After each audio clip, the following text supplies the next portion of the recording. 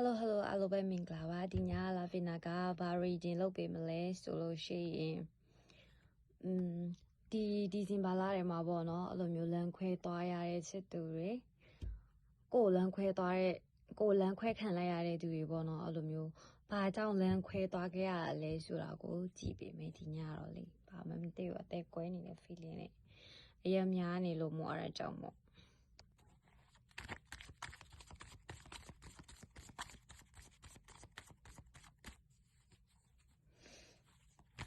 ဘာဖြစ်နာတော့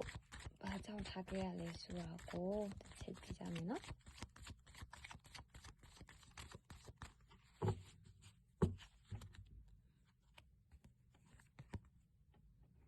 ဒီကအရာဆိုရင်လေသူကဘယ်လိုပြောမလဲပြီးရင်ကက်စောတည်တဲ့အတိုင်းပဲပြီးရင်ဆိုတာကမိပြအများရဲပေါ့နော်သူကလမ်းခွဲတယ်ဆိုတာကတချောင်းနဲ့လမ်းခွဲတာမျိုးတော့မဟုတ်ဘူးဒါရွေးကြရတယ်အများကြီးရှိလို့ဆိုရင်လည်းဟုတ်တယ်ပြီးရင်နောက်ချက်ကစိုးချက်ပေါ့နော်သူကနည်းနည်းကြက်တဲအခြေအနေမျိုးလေးတစ်ခုခုနဲ့ရင်ဆိုင်နေရတဲ့အကြောင်းလဲပါတယ်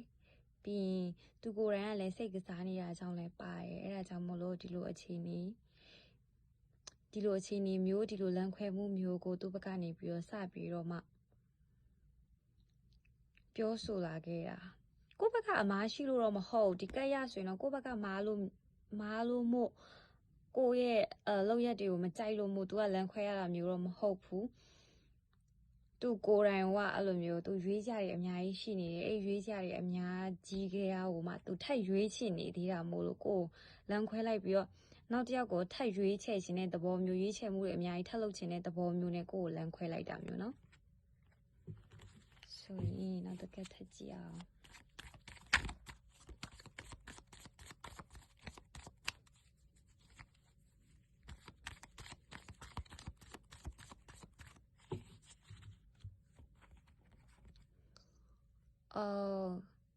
ပြောမိဆိုရင်ကိုသူပြန်ရွေးချက်သွားတဲ့သူကသူ့ရဲ့အတိတ်ကလူလို့တောင်ပြောလို့ရတယ်ကွာတည်ရမလားတစ်ချိန်ကသူတွဲခဲ့ဘူးတဲ့လူပေါ့နော်သူ့ရဲ့ရီသားဟောင်းအဲ့လိုမျိုးအတိတ်ကပတ်သက်ခဲ့ဘူးတဲ့လူတွေကတယောက်ကိုတော့မှသူပြန်ပြီးတော့မှရွေးချယ်နေတဲ့သဘောသူတော်လေးကိုသဘောကျနေရကွာတည်ရမလားစီစော့ခပ်ပေါ့နော်သူအကုန်လုံးကိုဖယ်ပြီးတော့မှဒီတယောက်ကိုရွေးလိုက်တဲ့အနေထားမှာဆိုတော့သူ့ရဲ့အရင်ရီးသားဟောင်းမှာသူတော်သဘောကျခဲ့တဲ့တယောက်ပေါ့နော်အခုချိန်ကလည်းအဲ့ဒီတယောက်ကသူ့စီကိုပြန်လာတဲ့အချိန်သူကလည်းအဲ့ဒီတယောက်ပြန်လာတာကိုကြည့်ရလဲအမြဲမျှော်နေခဲ့တယ်တူပါတယ်အဲအကြောင်းမလို့အခုလိုချိန်မှာပြန်လာခဲ့တော့သူ့ဘက်ကနေလဲအဲ့တယောက်စီကိုပဲလွယ်ကူကူပဲဘာမှမကြည့်ပဲပြန်သွားတဲ့အနေအထားမျိုးမှာရှိနေတာရွေးချယ်ကြတယ်အများကြီးရှိရကွာဒါပေမဲ့လည်းဒီတယောက်တည်းကိုပဲသူပြန်ရွေးချယ်နေတဲ့ပုံစံမျိုးလေးဖြစ်နေတာ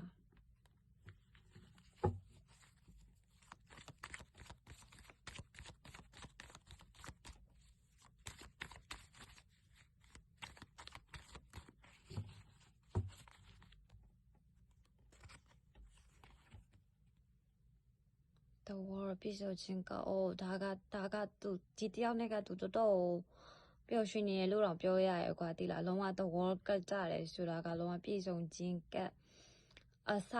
တုံညပေါ့နော်အစအနေပြန်စတင်လာတဲ့အရာတစ်ခုသူဒါကိုအစအနေပြန်စခွင့်ရတဲ့အတွက်တော်မှကြည်နပ်အားရနေတဲ့အနေအထားမှာရှိနေတာပြီးရင်သူကိုသူလည်းအရင်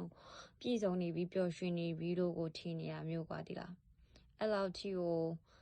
အဲ့ဒီတယောက်ပေါ်တော်ဆွဲလဲလန်းဖြစ်နေတာဒါကြောင့်မို့ဒီလမ်းခွဲမှုမှာဘာကြောင့်လမ်းခွဲသွားရလဲဆိုလို့ရှိရင်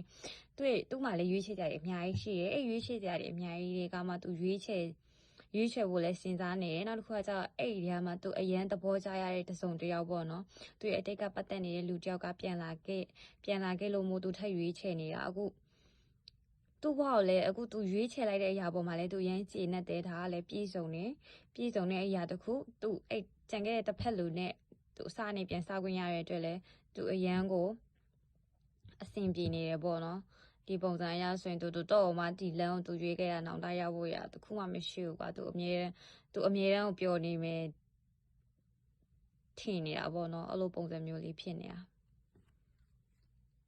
ကိုဘာတွေပြောချင်နေလဲဆိုတော့တစ်ချက်ကြည့်မယ်နော်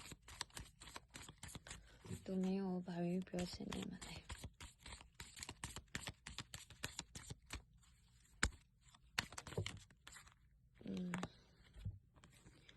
it's time for me to heal now နဲ့နောက်တစ်ခါကျတော့ I wish could share my good news with you တဲ့ဘောနော်သူစိတ်တန်ရာတွေကိုသူကုသဖို့လိုတယ်လို့ပြောရဲ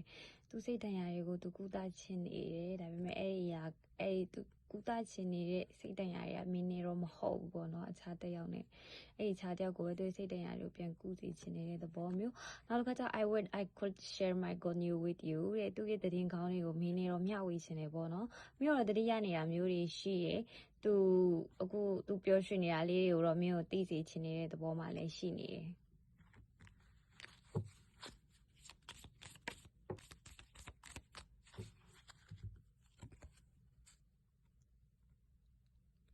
I lost myself for a little while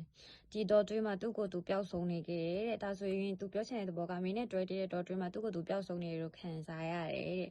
ဒါဆိုလိုတဲ့ဘောကအခုချိန်မှာသူ့ကိုယ်သူပြန်ရှာတွေ့နေတယ်ဆိုတဲ့သဘောမျိုးမှာဖြစ်နေတာပေါ့နော်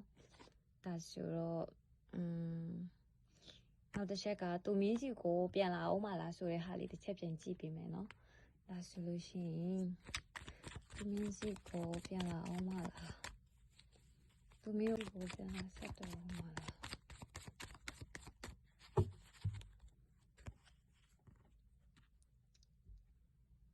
သူမင်းကိုပြန်ပြီးတော့ဆက်တော့အောင်မလားဆိုလို့ရှိရင်တော့ဒီကက်အရာပေါ့နော်ဒီကက်အရာဆိုရင်သူမင်းကိုပြန်ပြီးတော့ဆက်ဒီလထဲမှာတော့သူမင်းကိုပြန်ပြီးတော့ဆက်